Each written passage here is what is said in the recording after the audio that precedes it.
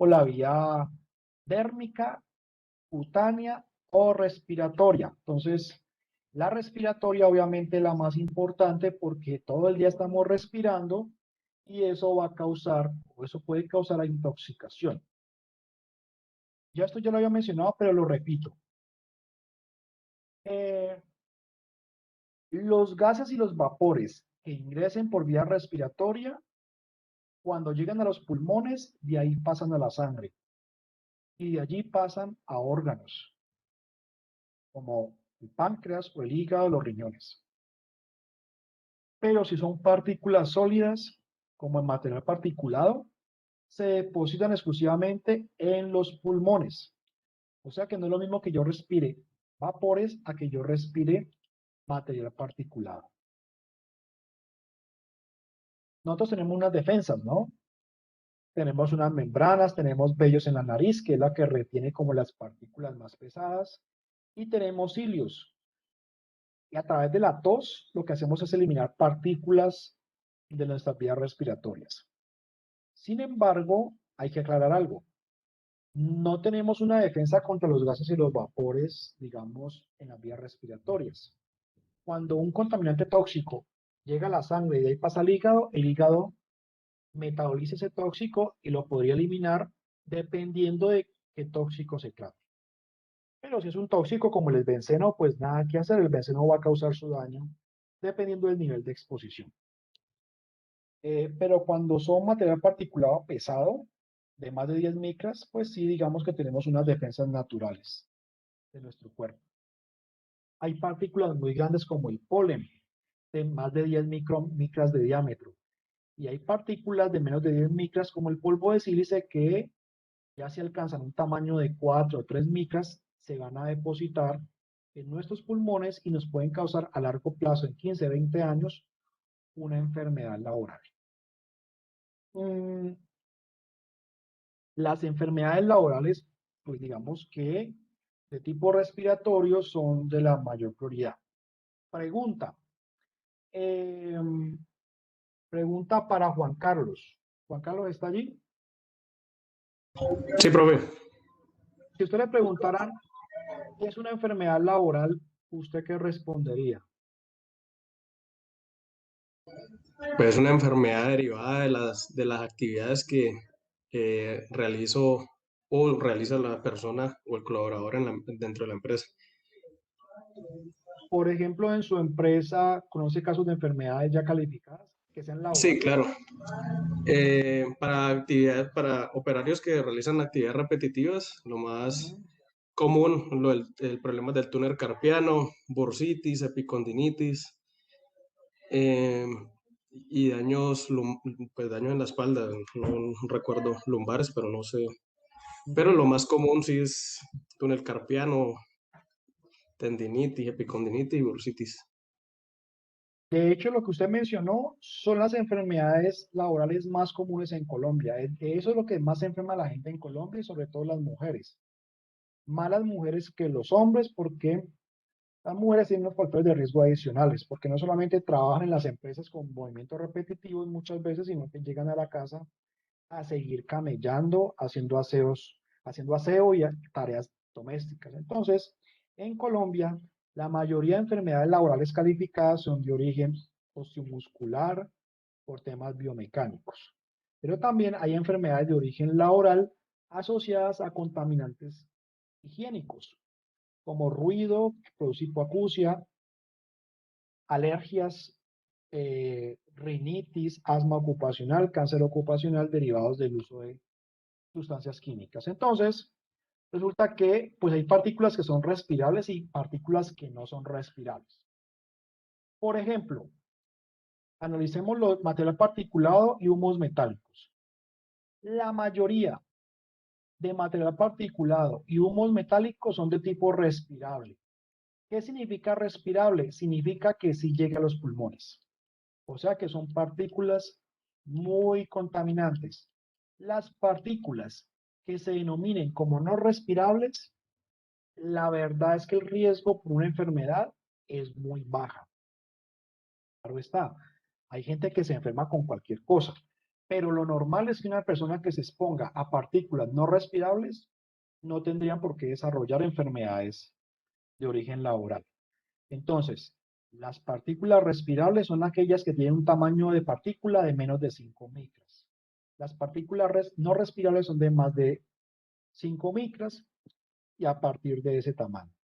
Entonces tenemos partículas respirables, humos metálicos, los virus, la sílice, los pigmentos y las nieblas y los humos son altamente respirables. ¿Cuáles son no respirables?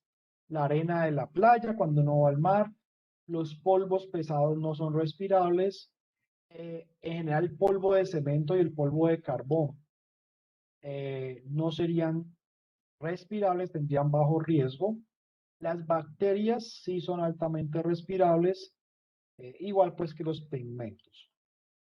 Así que hay partículas respirables, hay unas que no son respirables, por eso uno no puede generalizar y decir que todos los polvos son dañinos.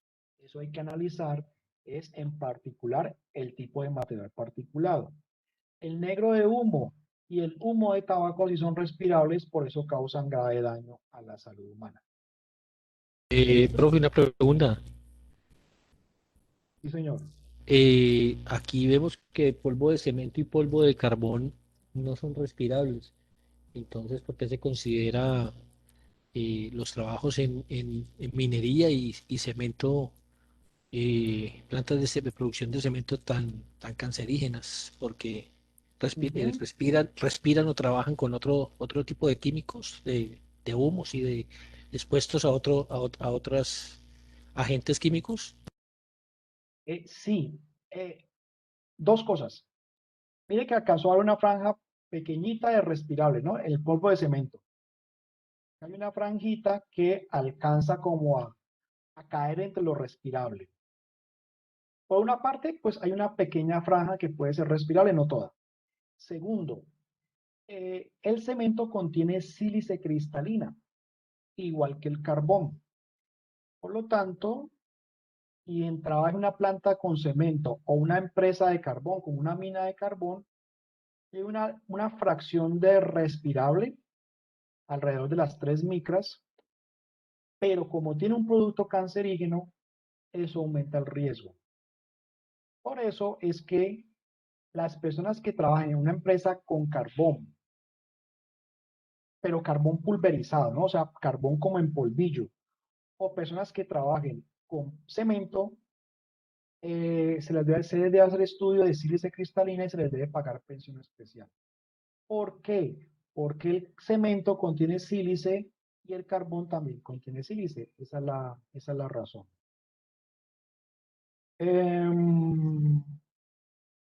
Entonces, aquí vemos la diferencia entre partículas respirables y no respirables. En todo caso, si yo tengo operarios que estén expuestos a material particulado independiente del tamaño, y si yo no conozco el tamaño, suministrarle equipos de protección respiratoria. Es mejor prevenir que generar una enfermedad de tipo laboral respiratorio.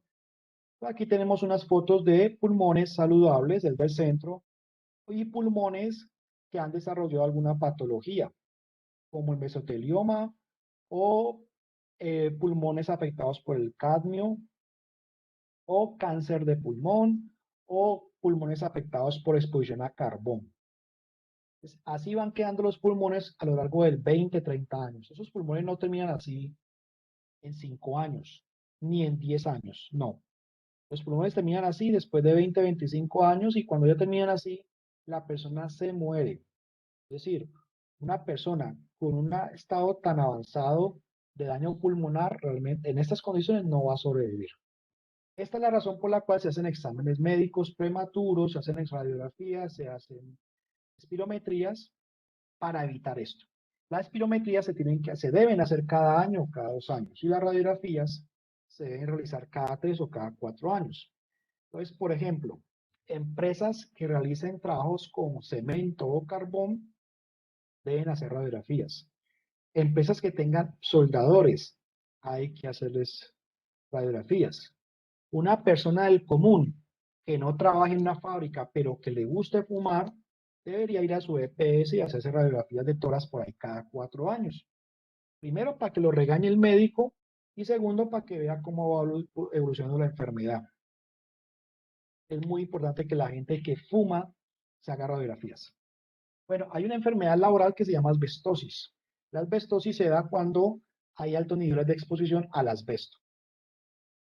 La fotografía de la derecha es una radiografía de tórax, que le aplica a personas que manejen humos o material particulado respirable. No aplica tanto para gases y vapores porque los gases y los vapores no se acumulan en los pulmones. Entonces, ¿qué tenemos en la radiografía? Pues obviamente tenemos los dos pulmones que salen como dos manchas negras. Entre más negra salga la mancha del pulmón, mejor. Cuando salen manchas blancas, eso puede ser indicativo de alguna patología. Pues tenemos, estas son la clavícula. Esta mancha blanca aquí es el corazón. Tenemos la columna, ¿sí? Y se ven las costillas. Entonces, cuando un médico ve con unas moticas de algodón, esto es un mal indicio. Eso puede significar acumulación de partículas o algún tipo de cáncer o alguna patología respiratoria. El médico que lea esta radiografía debe tener un curso. Ellos deben hacer un curso de lectura de radiografías de tórax para poder interpretar de forma correcta y no equivocarse. Porque no es tan sencillo leer una radiografía de tórax.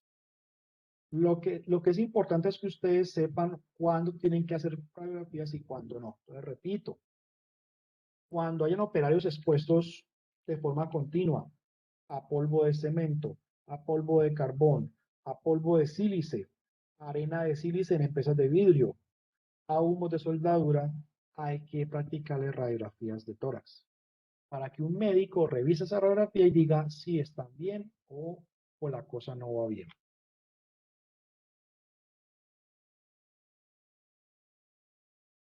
Listo. Control de riesgos. Entonces, ¿qué estrategias yo debo implementar para reducir el riesgo químico? Entonces, hay dos tipos de controles: la protección colectiva y la protección individual. Entonces, la mayoría de empresas, pues lo que implementan son métodos de control individual, o sea, los EPPs o los EPIs, que son equipos de protección individual que utiliza el trabajador según la labor que está implementando.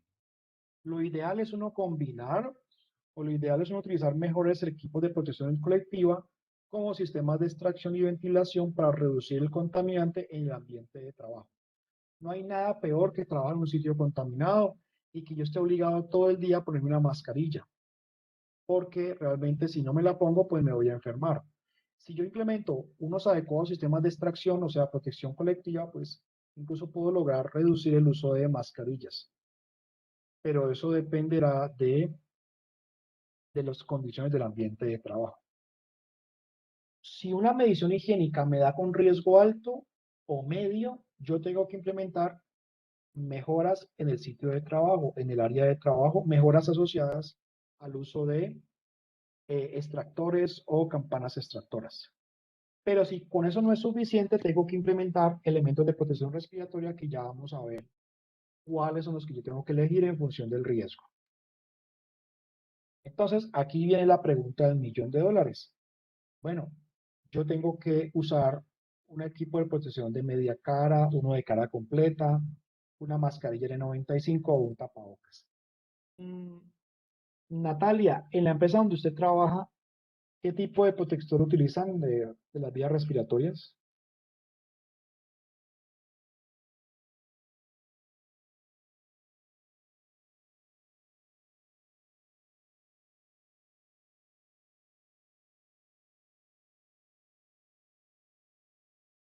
Natalia no está conectada. Muchachos del grupo de Natalia, usted, Gabriela o Angélica, ¿saben qué tipo de mascarilla de pronto utilizan en esa empresa?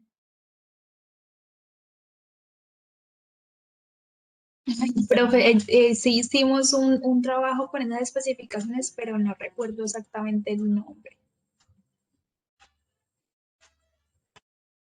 En una de esas colocamos nosotros que N95, profe.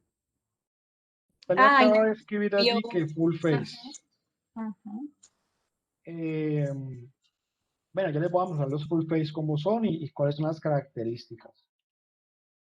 Bueno, entonces, yo tengo que seleccionar un equipo de protección respiratoria según el tipo de contaminante, la toxicidad, si es cancerígeno, qué tanto se va a usar, si es toda la jornada o la mitad de la jornada. Deben estar certificados por NIOSH, y eso es importante.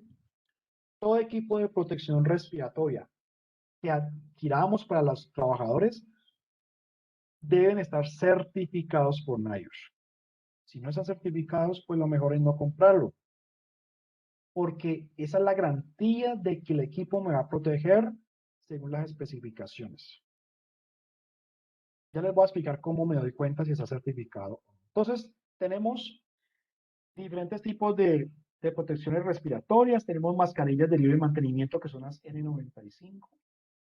Tenemos equipos de media cara de silicona. Tenemos equipos de cara completa o llamados full face. Tenemos unos equipos llamados PAPR que son con aire forzado. Y ya tenemos para emergencias equipos de flujo continuo o equipos autónomos. Los equipos autónomos se usan es para emergencias o fugas de gases o para incendios. Por lo tanto, nos vamos a enfocar es a las mascarillas sin mantenimiento, las de silicona de media cara y las de cara completa. ¿Listo? Hay unos factores de protección.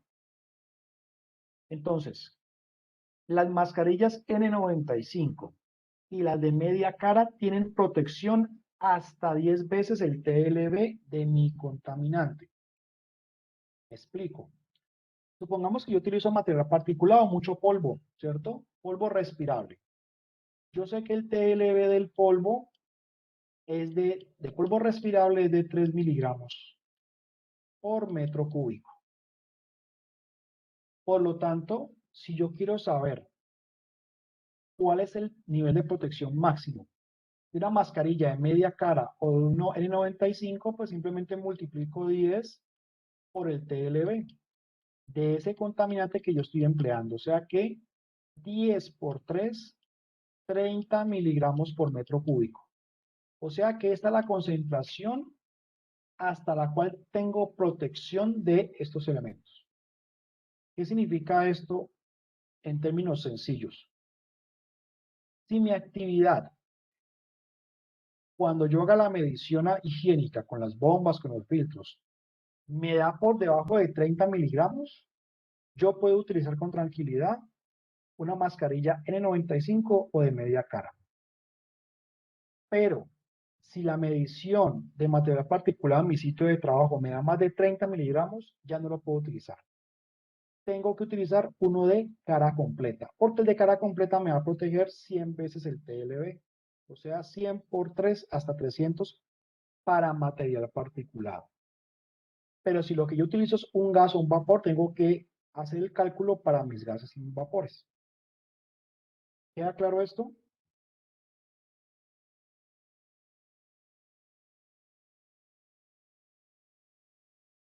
Sí, señor. Entonces, el primer requisito es, bueno, yo miro si es un gas o un vapor y luego tengo que mirar las mediciones higiénicas que yo he hecho en el sitio de trabajo. Ahora, si yo no he hecho mediciones, pues complicado yo saber si voy a utilizar uno de cara completa o uno de media cara. Entonces, la mayoría de empresas que no han hecho mediciones, pues utilizan los de media cara, que son como los elementos más utilizados. Los elementos de flujo continuo y los equipos autónomos se usan solamente en emergencias, en fugas, en accidentes, únicamente. Los de libre mantenimiento y los de cara completa y los de PAPR se utilizan para trabajo continuo en sitios de trabajo con contaminación con sustancias químicas. Esa es como la diferencia. Entonces, aquí les pongo un ejemplo. Yo tengo ácido clorhídrico, el cual tiene un TLB, un TWA de 5 partes por millón, pero en mi sitio de trabajo hay una contaminación de 40 ppm. Entonces, aquí la pregunta es, bueno, ¿cuál utilizo? ¿El de media cara o el de cara completa?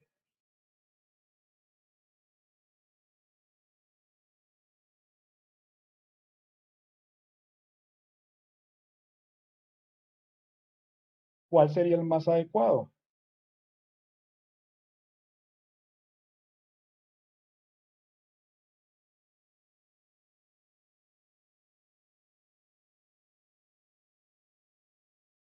Profe, pues si se multiplican daría 50, pero igual, si quiere mayor protección, el de cara completa. Entonces, si yo quiero una superprotección, le doy el de cara completa. Además, el ácido quema. Entonces, si le doy uno de cara completa, pues ya evito quemaduras en la cara, ¿cierto? Claro. Uno de cara completa está como en 900.000 pesos, 800.000 pesos, creo. El de media cara está como alrededor de 100.000 pesos, creo. Entonces, ahí hay una diferencia importante en precios. Si no tengo presupuesto y manejo el ácido, entonces el de ácido es 5 ppm por 10, 50. O sea, el de media cara me protege hasta 50 ppm. Pero la medición me arrojó 40. O sea que si usted utiliza el de media cara, no está cometiendo ningún pecado, podría utilizarlo. No, pero es que quiero mayor protección. Ah, bueno, dele el de cara completa, pero para este ejemplo específico del ácido clorhídrico, no sería obligatorio suministrar uno de cara completa. ¿Listo?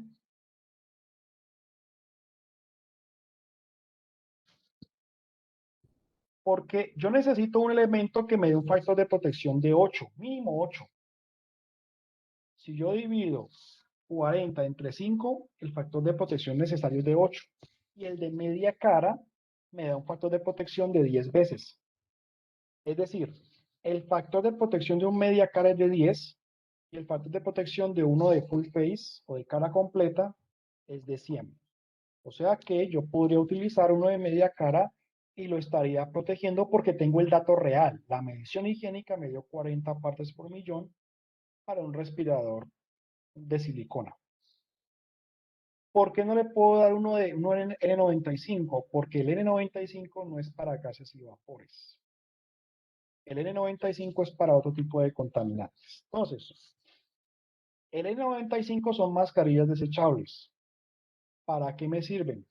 Me sirven para protección contra el COVID, contra virus, contra humos de soldadura, contra material particulado respirable y no respirable. Los N95 no me sirven para gases y vapores. ¿Qué significa N95? El 95 es el porcentaje de protección. Significa que me protege un 95%. ¿Qué significa? Que si en el ambiente de trabajo hay 100 partículas, tal vez 5 se filtren, porque es un 95% de protección. ¿Y qué significa la N? La N significa el tipo de partícula. En el caso, la N significa que no sirve para partículas aceitosas. O sea que tiene que ser partículas secas o sin grasa, sin aceite en el ambiente de trabajo. ¿Listo? O sea que N es el tipo de partícula y 95 es el nivel de protección. Hay N95, hay N99 y hay P95 y R95. Yo les voy a explicar qué significa la R y la P. Así que los N95 no son para pintar o para manejar disolventes químicos, por ejemplo, porque no sirve para vapores. Si yo tengo vapores, puedo utilizar esta otra referencia que es una R95. Y es de color gris. ¿Por qué es de color gris? Porque esta mascarilla, que también es desechable, sirve contra polvos y también en presencia de ambientes donde hay niveles bajos de vapores. Ahora, ¿por qué esta sí sirve para vapores? Sirve para vapores porque tiene una capa de carbón activado. Cuando ustedes ven una mascarilla blanca es porque no tiene carbón activado. Cuando ustedes ven una mascarilla desechable gris es porque tiene una capa delgadita de carbón activado. Sin embargo, no sirve para ambientes con demasiada contaminación. El otro punto es que son mascarillas desechables. Tanto la N95 como la R95 son desechables. ¿Qué significan? Que no se pueden lavar, que no duran un mes, ni 2 meses, ni 6 meses. Tienen una vida útil muy limitada de horas de uso. Esta es R95. La R significa que es para ambientes con partículas sólidas, restringida a ambientes oleosos. El 95, pues ya sabemos qué significa. Tenemos esta otra mascarilla desechable que solamente se usa para ambientes hospitalarios. Solamente la utilizan los médicos, las médicas, los enfermeros, enfermeras. Son para utilizar en hospitales. ¿Y por qué se utilizan en hospitales? Porque ofrecen mejor protección contra partículas con tuberculosis o COVID o virus o bacterias hospitalarios. Esta mascarilla nunca se utiliza para ambientes industriales. El costo es importante. Esta mascarilla puede costar 15.000 pesos la unidad. Y como es desechable, entonces hay que botarla después de un día de uso. Entonces, los costos son bastante altos. Así que el uso de esta mascarilla es solamente para ambientes hospitalarios. Si usted, por ejemplo, va a visitar un familiar que está en un sitio con mucha contaminación por pacientes con problemas respiratorios, pues la recomendación es que antes de ingresar al sitio se ponga una mascarilla de esta, si la logra comprar y la logra conseguir. Si no, tendría que utilizar una N95. Las mascarillas, uno cómo se da cuenta que están certificadas. Muy sencillo, porque usted mira en la caja y en el cuerpo de la mascarilla la palabra NIOSH. Si tiene NIOSH es que está certificada. Y usted si quiere comprobar que está certificada, ingresa a la página web de NIOSH y pone el número TC. Y ese número TC es la comprobación del registro ante NIOSH de la mascarilla. Y ahí se da cuenta que efectivamente NIOSH verificó ese lote de mascarillas de ese fabricante. Entonces, este tipo de mascarillas desechables solamente son para ambientes hospitalarios, no industriales. Tenemos esta otra mascarilla desechable que es una N100. N, partículas secas, sin aceite, 100% de protección. Esas sobre todo se usan para soldadura y todos esos temas. La protección es mayor, por lo tanto es más bien costosa. ¿Por qué será que esta mascarilla desechable trae este elemento aquí en el frente? ¿Este elemento qué será? ¿Para qué servirá? Es una especie de filtro. No, no es un filtro. ¿Quién da más? Una válvula Sí, válvula ¿para qué? Para para que salga lo retener que el respire. material. ¿Cómo no entendí?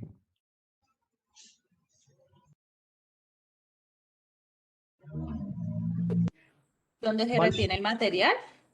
No, Para que lo que respire salga y permita el ingreso de... Ah, no, simplemente para lo que respire salga, algo así.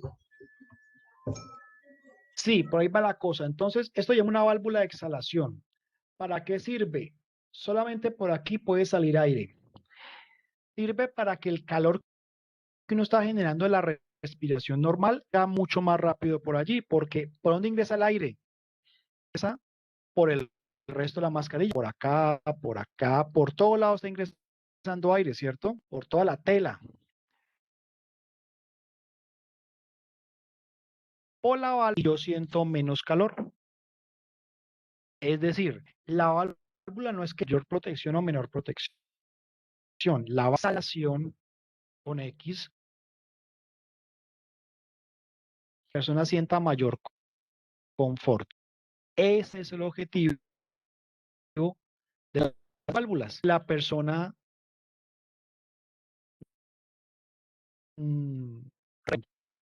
calor. Entonces, ¿a quiénes se les deben entregar equipos con válvula? A aquellas personas que trabajan con mucho calor, en espacios abiertos, con mucho sol. Entonces, en esos casos, sí, equipos con válvula. De resto, no es necesaria esta válvula. Está bien, en estos momentos,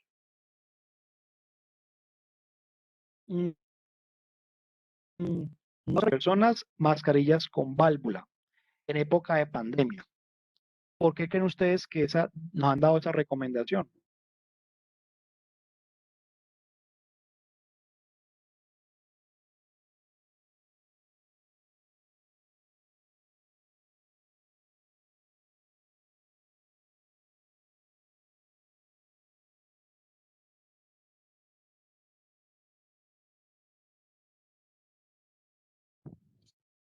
¿Por qué será que en época de COVID no se deben utilizar respiradores con válvula?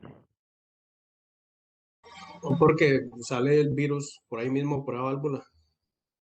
O viven en Exactamente. esa Entonces, si yo soy una persona así,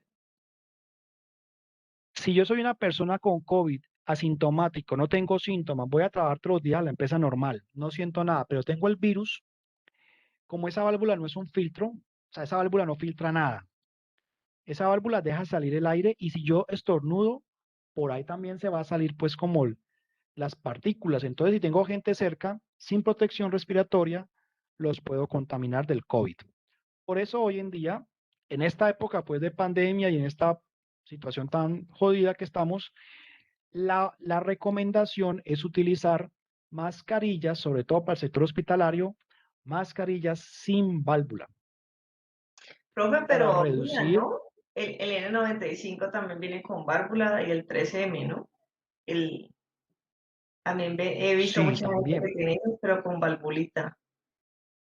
sí, sí. Entonces, la recomendación es por ahora, si pueden, no utilizar mascarillas con válvula. Esa válvula, pues, es un elemento plástico. Obviamente eso incrementa un poco el costo de la mascarilla, es decir, una mascarilla con válvula, pues incrementa obviamente algo de costo, no mucho, pero eh, ese es el problema de las válvulas en esta época de pandemia. Bien, vamos al otro tipo de mascarilla o respirador de silicona. Esos se llaman respiradores de silicona de media cara con filtros. Ellas traen un arnés o banda para la cabeza, traen dos válvulas de inhalación. Entonces, por esta válvula ingresa aire únicamente y por esta válvula ingresa aire. Y por esta válvula central sale el aire. ¿Listo? Entonces, un respirador de media cara de silicona también trae una válvula de exhalación y dos de inhalación. Esas válvulas hay que estarlas revisando periódicamente porque a veces los trabajadores se las quitan para respirar mejor. Y traen sujetadores, traen en total unos 4 sujetadores. Sí, traen dos acá y dos en la parte de arriba para que el operario ajuste a su comodidad el equipo de protección respiratoria. Este material es silicona, una silicona especial, muy cómoda, muy resistente, pero es afectada por el contacto con productos químicos, así que la recomendación es que los operarios nunca laven las mascarillas con productos químicos como alcohol o hipoclorito porque dañan la mascarilla. Los filtros se seleccionan en función del tipo de contaminante. Ya vamos a ver los tipos de filtros. Recordemos que esta mascarilla tiene un factor de protección de 10 veces o un factor de 10 de protección. El otro tipo de equipo es el full face o de cara completa, que también se le ajustan el mismo tipo de de filtros. Si la máscara es marca 3M, los filtros tienen que ser de la misma marca porque si no, no le van a ajustar nunca. Pero también hay otras marcas, ¿no? Como Nord o Moldex, que también son muy buenas y que están certificadas por NIOSH. ¿En qué caso se usa un respirador de cara completa? Se usa cuando los niveles sean superiores a 10 veces lo permisible. Se usan cuando el producto sea demasiado tóxico o se usa cuando el elemento pueda causar quemaduras al trabajador. Entonces, si hablamos de soda cáustica o ácido sulfúrico o ácido clorhídrico, es mejor que la persona utilice protección de toda la cara con un respirador full face. Los full face también traen válvula, que no son muy visibles, pero en la parte de acá traen válvula de exhalación. El aire ingresa por aquí y por acá y sale por esta válvula. Entonces Natalia dice que allá en la empresa se utiliza full face para para la fabricación del producto. Eso quiere decir pues que los trabajadores, si son juiciosos, pues están bien protegidos porque el full face es un elemento que realmente protege muchísimo. Bueno, aquí se puede ver una válvula de exhalación en esta parte de acá. Esas válvulas no se pueden retirar y si se deterioran, se cambian simplemente y ya está. Hoy en Profe, día, señora, en las quejas que tienen más, pues no sé, que yo he visto en seguridad y salud en el trabajo es que a la gente no le gusta ponerse las mascarillas porque les incomoda, les hace calor, no lavan los filtros los dejan fuera de la bolsita, las mascarillas están re sucias. Entonces, o sea, la persona debe ponérsela a las 8 horas. depende. Depende de la exposición, o sea, si las 8 horas en el ambiente hay olores, se las tiene que poner. Pero si solamente el olor o los vapores son eh, en la mañana, entonces solamente en la mañana te pones la mascarilla. Eso depende de la necesidad del puesto de trabajo. Hay puestos de trabajo donde es todo el día, hay puestos donde dice la persona, no, yo solamente me lo pongo ahorita 2 horas porque en 2 horas voy a preparar el producto. Ya el resto no se sienten olores, entonces no se la pone. Entonces eso dependerá de cada actividad y dependerá de las horas de exposición. Lo que usted dice es cierto, estas mascarillas son muy buenas, son costosas, pero también son muy incómodas, generan mucho calor, entonces no es muy cómodo utilizar equipos de protección respiratoria, la verdad, ninguno que uno utilice va a ser cómodo. Sobre todo esos generan mucho calor y tallan mucho la cara, pero también hay que decir que son muy buenos. Eh, el precio, normalmente el precio de una mascarilla de cara completa estaba como en 500.000, ahorita han subido hasta el doble o 900.000 pesos, son costosos. En la empresa Natalia, ella dice que allá en la empresa Natalia utilizan el respirador 3M solo para el proceso de envasado y se colocan gafas de seguridad. Entonces, cuando yo me pongo un full face, pues obviamente no me pongo gafas porque no es necesario. ¿Cuándo me voy a poner gafas? Cuando me ponga uno de media cara. Eso sí es obligatorio. Profe, y si la persona es ciega y la otra pregunta, y la barba, es que yo he escuchado que dicen que los hombres con barba no se pueden poner estas. Sí, ya les voy a hablar del tema de la barba, eso es cierto. Las gafas. Eso es un problema. Por ejemplo, yo que uso gafas todo el día, yo no podría ponerme un full face. Entonces, si yo fuera un operario que necesito un full face, no me lo podría poner, tendría que ponerme uno de media cara, ponerme mis gafas medicadas y encima de mis gafas me pongo mis gafas de seguridad. Entonces, ese punto es bien importante, porque obviamente en el caso como el mío, que no me puedo quitar las gafas, pues porque si mis gafas no veo nada, porque tengo astigmatismo y miopía, entonces en mi caso no puedo trabajar sin gafas. Entonces, ¿qué tendría que hacer alguien, mi jefe, si yo fuera un operador de producción? Tendría que darme un respirador de media cara y encima yo me pongo mis gafas de protección, que son completamente compatibles con las gafas medicadas. De hecho, cuando yo hago inspecciones, pues me pongo estas gafitas de protección, que tienen protección lateral, tienen protección pues superior para evitar que algo me salpique. Obviamente yo no soy operario de producción, pero eso se puede presentar en un ambiente de trabajo. Es decir, la incompatibilidad entre una gafa y una mascarilla. Y también yo tengo que definir en qué casos debo ponerme una máscara de full face y en qué casos no. Los cartuchos vienen por colores y hay como 11 referencias de cartuchos diferentes. Entonces, hay cartuchos para vapores orgánicos, hay cartuchos para gases ácidos, hay cartuchos mixtos que son los amarillos, hay cartuchos verdes, como este cartucho verde de 3M, que es solamente para amoníaco. Hay cartuchos para formol, hay cartuchos para mercurio. Entonces, ese tipo de cartuchos son solamente para gases y vapores. Entonces, yo tengo que definir muy bien qué tipo de cartucho me sirve a mí en función de lo que se esté manipulando. Por ejemplo, en el informe que analizamos ahora de la medición, que vimos que había benceno, el benceno es orgánico. O sea que esa empresa debe utilizar un cartucho para vapores orgánicos.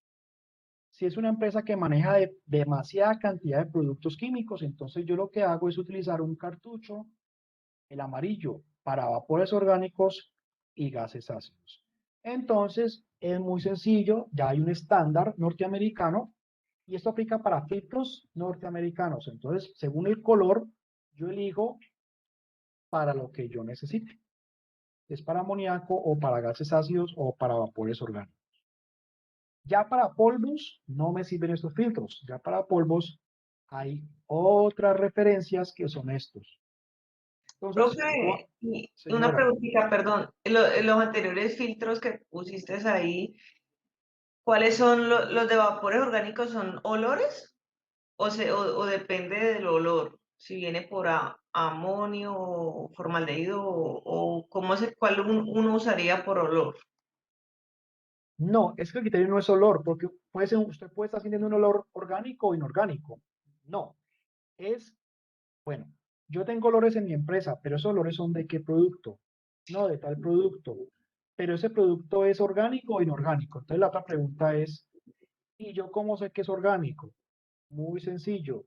Si es un hidrocarburo, gasolina derivado del petróleo o pintura, son orgánicos. Y si es de materia fecal, cosas podridas, animales podridos. Eso es más inorgánico. Ahí hay de todo. Hay orgánico y la pudredumbre es orgánico e inorgánico. Entonces, ahí le toca el filtro amarillo, orgánico y ácido. Si usted tiene duda o si es una mezcla muy compleja como en materia en putrefacción o algo muy complejo, entonces vaya a la fija, compre el filtro amarillo que le sirve para todo, para orgánico y para ácido. ¿Ya? Gracias, profe. Cuando sea vapores de pintura, gasolina, barsol, es orgánico. Cuando sea ácido sulfúrico, nítrico, clorhídrico o cloro, es el filtro blanco de gases ácidos. Profe, pero no tengo la claridad con el concepto orgánico, inorgánico. Orgánico no es lo biológico, lo que tiene carbón. Sí, exactamente. Y lo orgánico es lo que proviene, lo que tiene su estructura carbón, carbonos. Sí, carbonos, ajá. ¿Y quiénes son los orgánicos? Lo que viene del petróleo. ¿Y qué viene del petróleo? Pinturas, disolventes, thinner, barsol, aguarrás, vapores de óxido y pegantes, todo eso tiene carbono y todo eso viene del petróleo. ¿Ya? Lo que no tenga carbono son gases ácidos, que es otra categoría. Ya, gracias, profe. Listo. Pero si yo tengo son asbesto o humos de soldadura o material particulado, tengo que seleccionar son filtros P100. P significa que es para partículas y 100 es el nivel de protección. Entonces, hoy en día en el mercado hay disponibles estos dos tipos de cartuchos que sirven para lo mismo. Lo que pasa es que los cartuchos de la izquierda duran más. ¿Y por qué duran más? Duran más porque tienen una carcasa plástica protectora. En cambio, los cartuchos de la derecha, los rosaditos, están expuestos al ambiente, entonces se saturan de pronto un poco más rápido. Pero ambos son muy buenos, son bastante eficaces. De pronto duran más los de la izquierda porque tiene una carcasa que protege como del ambiente. Es decir, el filtro no se ve, el filtro está inserto dentro de esa caja plástica y eso le da una mayor durabilidad.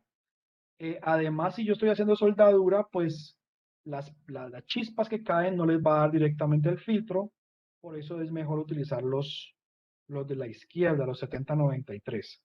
Pero ambos tipos de filtros son de igual, tienen una muy buena protección. ¿Para qué sirven esos filtros? Para polvos respirables, polvos no respirables, humos de soldadura, asbesto, sílice, polvo de carbón. No deben ser usados para vapores ni orgánicos, ni inorgánicos, ni ácido, ni amoníaco, porque no van a brindar suficiente protección.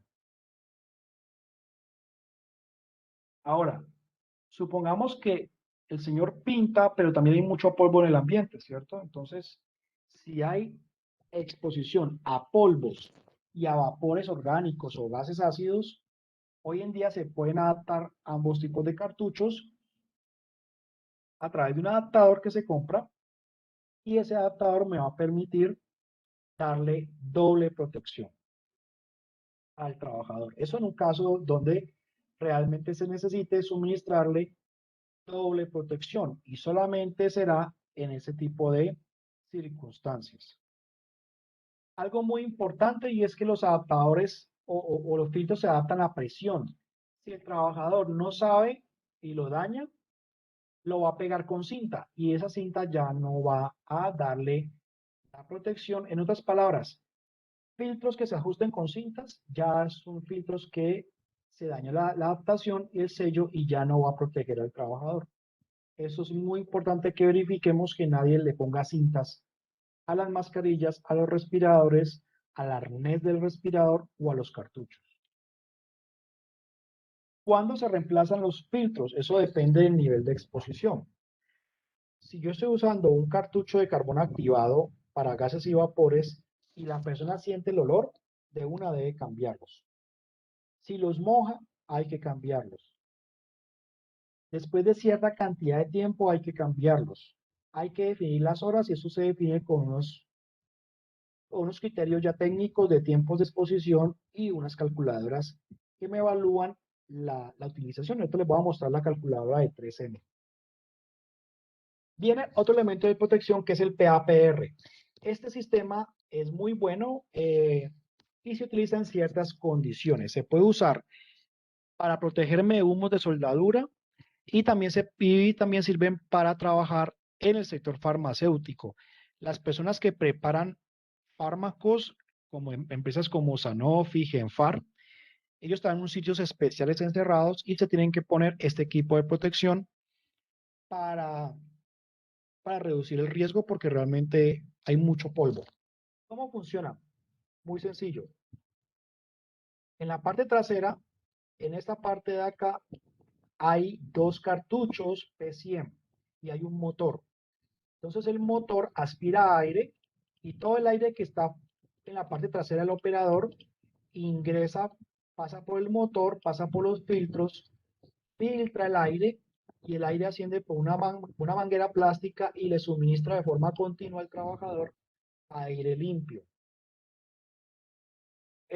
Por lo tanto, en esta parte, en esta carcasa, hay dos cartuchos P100 y un motor, y ese motor está aspirando aire en todo momento.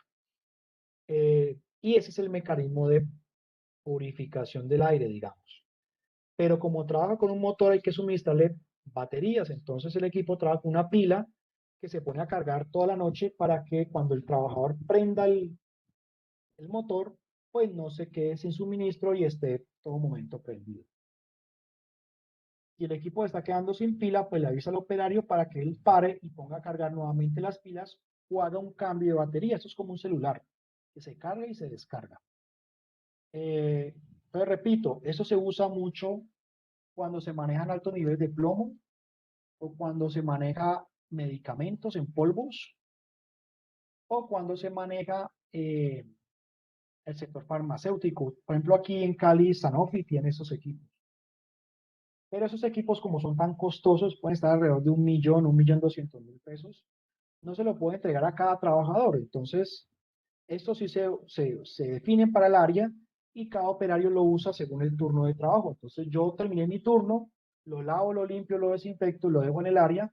Mi compañero que me reemplaza en el turno, se lo pone, lo vuelve y lo desinfecta, y se lo pone y lo usa a las 8 horas. Y lo pone a cargar y lo desinfecta, y así sucesivamente.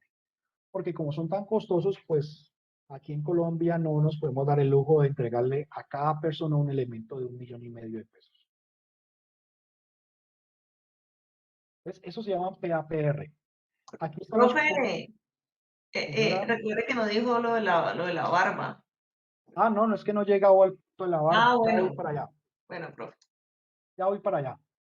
Entonces, el PAPR trae los filtros, que son estos señores de acá. Trae la pila y el cargador, que es este. Los filtros también se les pone unas almohadillas para ayudar a la filtración. Y trae esto que es la carcasa donde uno mete los cartuchos y ahí va el motor. ¿Listo? Entonces, desbaratado se puede ver de esta manera el equipo. Condiciones a tener en cuenta en el uso de los equipos de protección respiratoria, cualquiera que sea. El tipo de contaminante. No es lo mismo un vapor o un gas, un pesticida o un ambiente contaminado con monóxido de carbono. También yo tengo que mirar si hay mucho esfuerzo físico, mucha carga física que haga que el trabajador tenga que hacer mucho esfuerzo para respirar. La humedad del ambiente.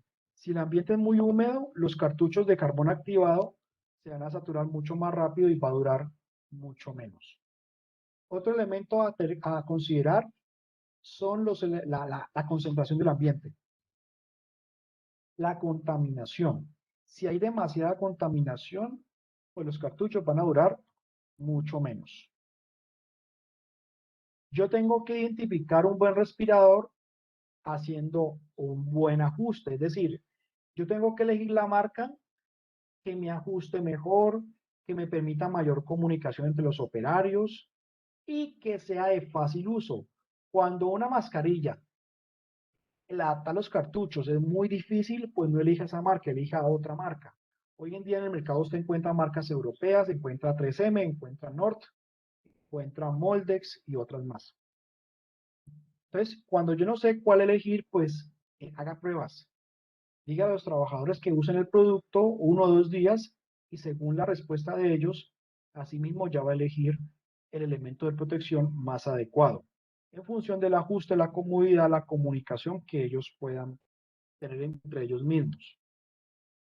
Independiente del elemento que usted utilice, todos los operarios deben recibir la capacitación. Un error común es que le entregamos las mascarillas a todo el mundo, pero nunca les explicamos el uso correcto.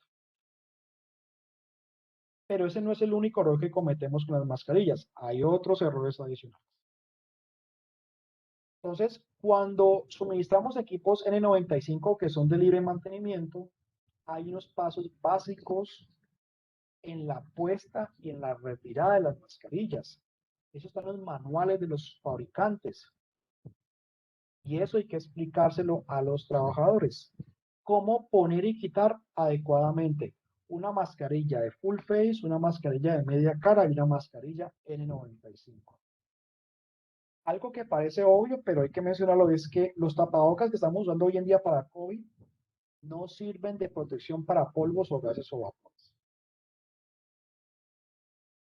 Cuando le entreguemos a los trabajadores respiradores de media cara de silicona, hay que explicarles cómo cambiar los filtros, cómo lavar la mascarilla, cómo conservarla en buen estado, cómo guardar los filtros para que no se sigan contaminando durante el ambiente, durante el sitio de trabajo. Además, hay que hacer unas pruebas de sello. Hay que explicarles a ellos cómo se hacen las pruebas de sello. El proceso de lavado y el respirador. Los respiradores de silicona hay que lavarlos, tanto los de media cara como los de cara completa. Y eso hay que enseñárselos a los operarios. ¿Cómo se lavan? Primer paso, se retiran los cartuchos. Segundo paso, se guardan los cartuchos en una bolsa plástica. Tercero, se moja el respirador por fuera y por dentro. Cuarto, se aplica un jabón neutro. Quinto paso, se soba la parte interna y externa con un trapito de modo tal que el jabón quite todo ese sudor y todo ese mugre. Y finalmente se lava otra vez el respirador y se seca y se guarda.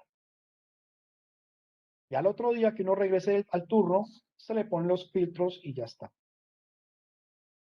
Muchos trabajadores no saben cómo lavarlos, nunca los lavan. Entonces uno hace las inspecciones y ve esos respiradores sucios y negros de tanto mugre. Porque sencillamente no se le ha explicado. Otros trabajadores, como no saben, entonces le aplican alcohol que para desinfectarlo. A las mascarillas no se les puede aplicar ni alcohol ni hipoclorito. Errores. Primer error es manipular un equipo de protección respiratoria con las manos sucias o engrasadas. Hay que explicar a los trabajadores eso. Las mascarillas no se ajustan, ni se rompen, ni se perforan para que el trabajador pueda fumar por allá escondido. Tercero, la barba. Ningún usuario de una mascarilla de media cara o de cara completa o de N95 puede estar barbado, ni con bigote, porque eso va a generar que no haya un ajuste correcto y no vamos a cumplir con el objetivo de una completa protección. Así que si detectamos trabajadores con una barba muy prominente, como la barba que está de moda, pues como la que se deja Messi o esos futbolistas, pues esa barba no es apta y la persona no puede trabajar en esas condiciones. La recomendación es establecer un estándar de higiene en la empresa y es que todo el mundo se afeite todos los días y ya está. ¿Listo? Ya con eso evitamos problemas y por qué él sí y a mí no, etcétera. Entonces, no, todo el mundo se afeita y ya está, y listo. Con Profe, eso garantizamos un sello. profe, pero eso ahí entraría en conflicto el tema de la piel, porque cuando uno se afeita todos los días, la piel les duele en la cara. ¿Sí me entiende? O sea, yo, por ejemplo, me afeito en cualquier lado todos los días y me lastimo la piel y así a veces algunas personas, los hombres con las barbas. Sí puede pasar, pero no a todo mundo le pasa eso. Es decir, hay personas que son muy sensibles, por eso tienen que aplicarse unas cremas después de la afectada. Pero eso no puede ser un argumento para que me llegue el trabajador todo barbado. ¿Sí? Entonces, si hay alguien que tenga sensibilidad, entonces que lo manifieste. Mira, yo no me puedo afeitar todos los días porque me pasa eso, me irrito. Ah, bueno, entonces afeítese cada 2 días. Saque cita con el dermatólogo, señor, porque necesito que usted se me afeite, pero que no se me le afecte su salud por el tema de la irritación. La irritación es un tema, es una afectación que se maneja por la EPS, ¿cierto? Entonces, si alguien llega a la oficina suya y le dice, mire, es que yo no me afeito todos los días por este problema. Ah, bueno, listo, venga, necesito que saque cita con un dermatólogo y que me informe qué le mandó el dermatólogo y que se compre la loción o la crema que le mandó el dermatólogo, porque necesito que usted se me afeite todos los días. No, mire, es que el dermatólogo me recomendó cada 2 días. Ah, bueno, muéstrenme la recomendación del dermatólogo y ya, así le pasa a usted que se me afeite cada 2 días. Porque si lo deja a él así, el resto de la planta le va a decir, ¿y por qué a él sí lo dejan y a nosotros no? Entonces, es un tema que se puede manejar siempre con un concepto médico de la EPS. Llegará el momento en que le manden una loción para esa irritación y ya se puede afeitar todos los días para evitar pues como ese problema. Porque estoy seguro que si usted le da gabela a esa persona, el resto de la planta se le va a enojar porque van a decir o todos en la cama o todos en el suelo, ¿no? El punto importante es que una persona con mucha barba no le va a ajustar un equipo de protección respiratorio, que es lo que usted preguntaba ahora. Hay que explicar a los trabajadores cómo ponerse una mascarilla, cómo quitársela, cómo ponérsela, porque si no, pues no vamos a lograr el resultado que es una protección completa. Y tanta inversión en mascarillas, pues no va a ser suficiente. Otro aspecto importante, las pruebas de ajuste. Los equipos de protección respiratoria, sobre todo mascarillas N95 y de media cara, hay que hacer unas pruebas de ajuste. ¿Y eso qué es? Son unos procedimientos muy sencillos que duran 10 minutos, en donde con la ayuda de unos kits de pruebas de ajuste, yo evalúo si a los trabajadores les está ajustando bien o no la mascarilla. No importa que todo el mundo se afeite, puede ser que la mascarilla no le esté ajustando. ¿Y esto por qué puede suceder? Primero, porque no sea el tamaño adecuado al trabajador y segundo, porque el trabajador no se lo esté poniendo bien. Entonces, para yo estar seguro de que aparte de que es un buen elemento, que está certificado, que todo el mundo está afeitado, yo tengo que hacer ajustes cualitativos con unos kits especiales que los venden pues las fábricas comerciales. Esos kits valen como 900.000 pesos y debo hacer la prueba a todo mundo, 2 veces al año o una vez al año. Ese kit trae una caperuza, una capucha plástica. Yo le pido a ellos que se pongan la mascarilla y comienzo a hacerle la prueba a cada uno con un químico que es un aroma, que es un aromatizante y que si ellos lo detectan, significa que no hay buena protección.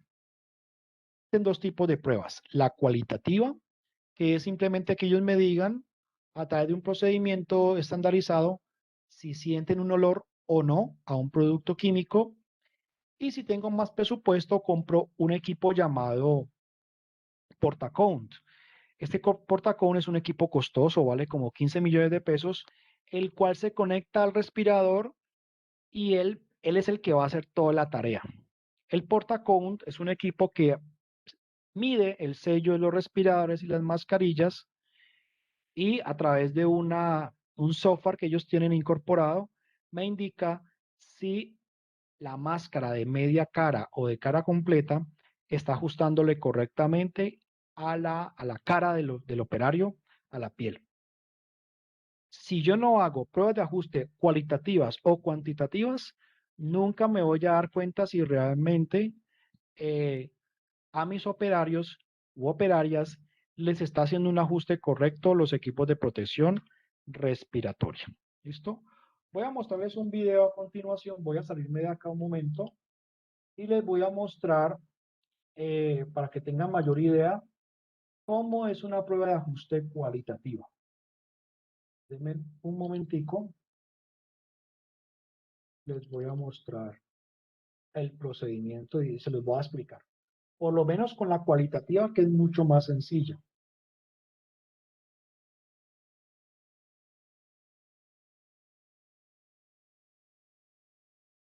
Denme un momento.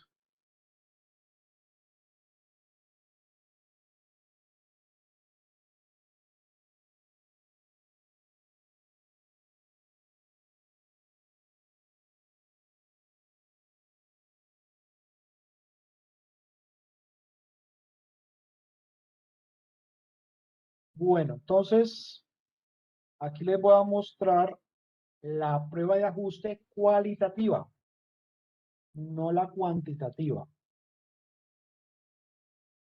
Listo, les voy a compartir el video. Compartir.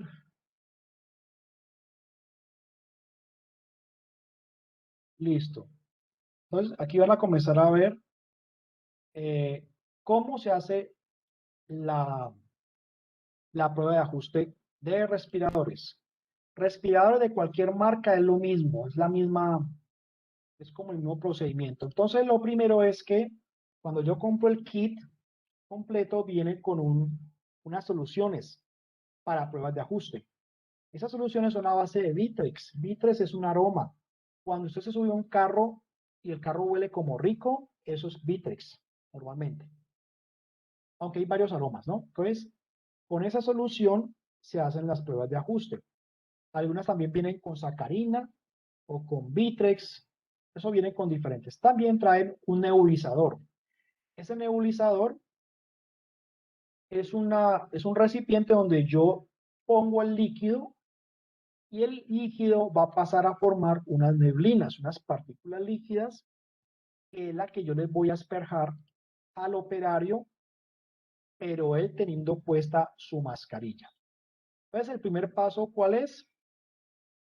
El primer paso es que el operario tiene que ponerse su mascarilla de media cara o de N95 y debe verificar que le esté ajustando correctamente a través de unas pruebas que llaman unas pruebas positivas y pruebas negativas. Se llaman las pruebas de sello, que también hay que enseñarles a los trabajadores cómo hacerlas porque tienen que hacerlas todos los días ellos en su puesto de trabajo. Eso se llaman pruebas de sello. Antes de la prueba, la persona no puede haber comido nada, ni masticar chicle, ni nada, porque eso puede afectar la prueba. 15 minutos antes. Listo. Ahora sí, ¿qué hago? Lo que hago es en el nebulizador aplicar el aroma. Es un producto químico que es inofensivo y que huele bastante fuerte, pero no produce ningún daño a la salud. Entonces, lo primero que hago es explicarle al operario o a la operaria cómo se va a hacer la prueba. Le pongo una caperuza, esa caperuza es reutilizable, y le pido pues que abra la boca porque se le asperja neblinas del producto químico que es muy fuerte, para que la persona, su sistema, las papilas que hay en la lengua y las células que hay en la lengua, eh, se familiaricen con ese sabor de ese producto, que es un aroma o es un sabor muy amargo. ¿Listo? Después de que la persona ha, ha percibido ese sabor amargo, le doy agua para que pase ese sabor amargo del producto. Después de eso, le pido el favor a la persona de que ahora sí se toma agua y que se ponga la mascarilla que utiliza todos los días. Después de que se puso la mascarilla, vuelvo y le aplico otra solución, ya una solución diferente, y la persona tiene que responderme con esa escafandra puesta si siente o no siente un sabor amargo del producto. A la persona la pongo a hacer unos ejercicios con la cabeza, mover la cabeza a los lados, arriba y abajo.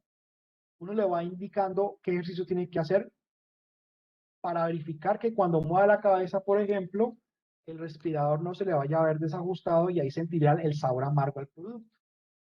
Entonces, ahí yo le pregunto si ha sentido otra vez ese sabor amargo que sintió al principio de la prueba. Si la persona dice, no, no siento ningún sabor amargo, es porque el respirador le está ajustando correctamente. Pero si la persona, al hacer estos ejercicios, recuerden que adentro del ambiente de ella hay un aroma, un olor que es muy amargo. Si la persona, al hacer movimiento de cabeza a los lados, arriba y abajo, a respirar profundo, no siente olores, ¿qué significa?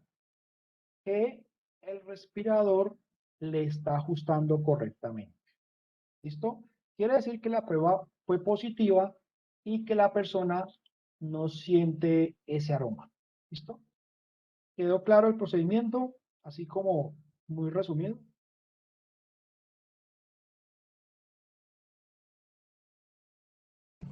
Sí, señor. Sí, pero Desafortunadamente, la mayoría de empresas no hacen pruebas de ajuste, sobre todo porque no conocen que existen ese tipo de procedimientos. Entonces, la ideal es la prueba de ajuste cuantitativa, pero realmente los costos son muy altos. El equipo cuantitativo vale como 15 millones y la calibrada vale 8 millones de pesos. Entonces, imagínense los costos. Johnson Johnson hace la prueba de ajuste cuantitativo. Eh, Entiendo que Colgate también la hace, pero digamos, las multinacionales sí hacen estas pruebas cuantitativas, pero bueno, si yo traigo una empresa que no es multinacional, por lo menos debo hacer la cualitativa. Al menos hacer, que tampoco es una inversión muy grande porque es un solo equipo que uno compra para todos los operarios. Y esto le garantiza a uno, pues, que uno realmente se da cuenta el ajuste correcto del respirador. Bien, y ya termino con ese tema, la protección de las manos con los guantes, para dar finalización a la clase de hoy. Bien, los guantes de protección. Los guantes de protección yo voy a utilizarlos para prevenir irritación, quemaduras y toxicidad dérmica en los operarios y sobre todo para proteger de la piel de sensibilidad, porque algunos productos son sensibilizantes, es decir, causan irritación, alergia, etcétera, etcétera. Algunos productos se absorben por la piel, otros no. Otros se absorben con el paso del tiempo. Por lo tanto, como hay productos que son muy tóxicos y se absorben a través de la piel, yo tengo que suministrar guantes adecuados. Yo no puedo utilizar guantes de látex o guantes de caucho, porque ese tipo de guantes no son adecuados para manejar productos químicos. Yo tengo que utilizar guantes que no sean tan permeables para las sustancias químicas. A nivel europeo, por ejemplo, se establece que los operarios tienen que utilizar guantes con marcaje CE, pero eso es un estándar europeo, no aplica para Colombia. Sin embargo, si yo compro un guante europeo, pues me va a llegar marcado con CE, que es una garantía de calidad, es como una certificación que los guantes deben traer. Pero si usted compra un guante de protección química norteamericano, no va a traer marcaje CE, es un marcaje diferente. ¿Cómo elijo el guante adecuado? Pues lo elijo primero, teniendo muy claro cuál es el tipo de producto químico, si es un ácido, si es un disolvente, si es una base. Segundo, debo verificar el diámetro del material, que sea un diámetro que me brinda realmente protección y que me proteja contra daños físicos y garantizar que el guante no se va a dañar ni que se va a degradar. ¿Cómo pasa un producto químico a través de un guante? A través de una permeación o a través de penetración o a través de degradación. La permeación es que el guante está intacto, pero el líquido lo va permeando poco a poco. La penetración es a través de rotos. Y la degradación es que el guante va dañando físicamente la estructura del guante y va permeando. Todos los productos se permean, todos, independiente del guante que usted tenga. Lo que yo tengo que buscar es que sea un guante, el nivel de permeación o el tiempo de permeación sea lo más lento posible. Los guantes los ensayan a través de unos mecanismos y unas pruebas que hacen con unas celdas de permeación y así cada fabricante define si la permeación es muy larga o es muy corta. Y eso son pruebas que se hacen de laboratorio y al final los fabricantes dan esas pruebas o yo puedo consultar esas pruebas de permeación. Lo importante es que el tipo de guante que yo elija sea acorde al material que yo estoy utilizando. El látex no sirve para todo, el nitrilo no sirve para todo, el neopreno tampoco. Entonces yo tengo que buscar diferentes tipos y buscar el material que sirva para la mayor cantidad de los productos que yo empleo. El tiempo total de uso dependerá de la exposición dérmica. Un guante contaminado es un guante que tiene que ser arrojado a una bolsa roja de residuos peligrosos. Un guante usado no es un residuo para una bolsa verde, ni una bolsa negra, ni una bolsa azul. Todo cartucho usado, un respirador y todo guante usado tiene que ser enviado a una bolsa de residuos peligrosos. El guante más usado y el más tradicional es el guante de nitrilo, que es un guante muy bueno, muy adecuado y viene en diferentes calibres. Por ejemplo, este guante de color verde en la parte inferior es un guante de nitrilo que tiene un calibre bastante grueso. Es muy bueno, altamente recomendable, sobre todo cuando el operario tiene que hacer trabajo pesado, como movilizar tinas pesadas o elementos muy pesados. Ya si el operario trabaja en un laboratorio donde las labores son mucho más delicadas, pues utiliza un guante de nitrilo de calibre delgado, como este, o como este, o como este. A veces se puede utilizar un guante mixto, como este Jackson. Este guante Jackson tiene por la palma de la mano nitrilo y por encima tela. Entonces también es muy útil, sobre todo para los mecánicos que tienen que desenroscar y destrabar tornillería. Es muy bueno para eso. Pero el Jackson no me sirve para manejar ácidos, porque si el ácido me cae en la tela, pues me va a quemar. Y ya cuando son trabajos demasiado pesados, yo puedo suministrar este guante, que es un guante muy grueso, que incluso me protege contra lesiones en la piel. Entonces, fíjense, muchachos, que según el tipo de tarea, yo tengo que elegir el tipo de guante. El guante verde no me sirve para todos los casos. Si usted le da un guante verde a una persona en un laboratorio, le va a decir, no, este guante no me sirve. Si usted le da el guante delgadito a un operario de producción, en 2 horas lo rompió porque no le va a servir. Entonces, se tiene que elegir el guante y el material y el espesor según el tipo de labor que se vaya a desempeñar. Por ejemplo, laboratorios. Laboratorios, guante de nitrilo delgado. Es perfecto para labores de manejo de reactivos o recipientes muy pequeños o labores de precisión. Para aplicación de pesticidas, puede utilizar un guante delgado o uno grueso, pero la recomendación es que sea un guante grueso que permite la permeación del plaguicida, pero se demora mucho más. En cambio, un guante delgado, la permeación que les expliqué va a ser mucho más rápida. Además, la aplicación de pesticidas es una labor pesada, entonces deben ser guantes de nitrilo gruesos. Ya hoy en día hay tablas que ustedes pueden consultar en internet. Esta tabla la saqué de internet, que son los manuales de los fabricantes donde le dicen a uno, según el tipo de guante, cuál es el mejor. Por ejemplo, voy a hacer el ejemplo de soda cáustica, que es una base. Para este fabricante, entre más puntos tenga, pues mayor protección da. Entonces, fíjense que para soda cáustica, los mejores guantes son este, el de butilo, el de neopreno, el de nitrilo y un guante de látex específico. ¿Sí? Pero nunca no le debería dar para soda cáustica un guante de PVC. Veamos otro ejemplo. Para alcoholes. Para alcoholes, el mejor guante es el de butilo. O sea que si una persona solamente manejara alcoholes, debería darle uno de butilo. Nitrilos, también el mejor guante es el de butilo, pero para compuestos sulfurados como el disulfuro, el guante más adecuado es este guante. Entonces fíjense que no hay un solo guante para todos los productos químicos. Ahora bien, es muy complicado que un trabajador que maneja diferentes tipos de materiales, pues, se esté cambiando de guante. Eso no va a pasar. Entonces, cuando tenga esas dudas, pues, lo mejor es comprar un guante como el de nitrilo, que si uno analiza el resto de productos químicos, es el que ofrece mejor protección.